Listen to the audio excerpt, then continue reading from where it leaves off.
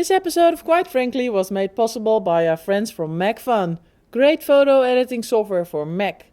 Go to our special MacFun community website for exclusive deals just for you guys.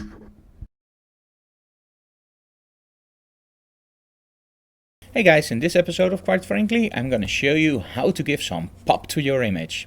And you're gonna need a filter for this. Let's be honest, some filters just save you a lot of time. Now this is Danique, and a lot of you guys ask me, how do you get backgrounds like this? Well, this is just simple wallpaper and we call it snakeskin. So it's wallpaper that's actually glued against the wall, so everybody can do this. But make sure that if you glue it on, you make sure that the patterns all line up, of course. So anyway, how do you make an image like this pop? One of the filters I love to use for this is actually MacFun Intensify. So you create a duplicate layer, you go into filters, and you go into the MacFun Creative Kit, and you go into Intensify. Now in Intensify you get a lot of presets. Now these presets are of course built by myself, but you can build them yourself or you can buy my presets via our website for €7.50. But standard, there are also a lot of presets built in. What I advise you is or buy my presets or just choose a preset you like, adjust it and store it as your own presets. So let's go to the custom presets. Now one that I love to use is the Poppy Trauma tree.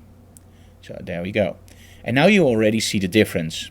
You see the before and after. This really makes the snakeskin pop. But I don't need the vignetting, so I can actually go into my settings and just take out the vignetting.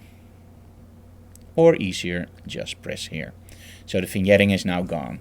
The only thing I now have to do is press apply and it will do it on the image. Now there's more of course, so stick around while it's processing. And there we go. Now we don't want the effect on the whole model, so what I'm going to do is I'm going to make a layer mask. And a layer mask you can find here. Now you can choose between reveal all or hide all. Now in this case I'm going to choose reveal all because most of the image I actually want the effect on. So I'm going to do reveal all. Now you see a white area over here and that means it will show you everything. Now if you take a brush with black paint and you paint on this area, make sure you're not active here but you're really active on that area, you can actually take the effect out of your image. So there we go. Also do it over the hands or arm and of course and down here. Okay. Now you can see that her arms are actually a little bit lower in luminosity because the filter actually adds a little bit of oomph to the image, a little bit of luminosity. So go to your background layer and actually go to Image, Adjustments, Curves. And I'll just pump the curves just a little bit. There we go. I love this effect. Now, what I always do is I will flatten my layer. But you don't have to. Of course, you can use groups or snapshots or whatever. I always like it to just drop everything down and work with one layer. Now I want to make this stand out just a little bit more. So what you can do is you can of course use a duplicate and go into your dodge tool on highlights and just paint over the highlights. That's a way that works pretty well. Now of course I did a little bit of a sloppy area there, but okay, let's go back. I want to show you another way that's also very easy to do. You go into layers, you go into new, and you choose a new layer. Now instead of just pressing OK, you go here into mode, soft light, and you choose fill with neutral gray and you press OK. Now you have an empty layer that does absolutely nothing. Well, it's not empty, it's gray.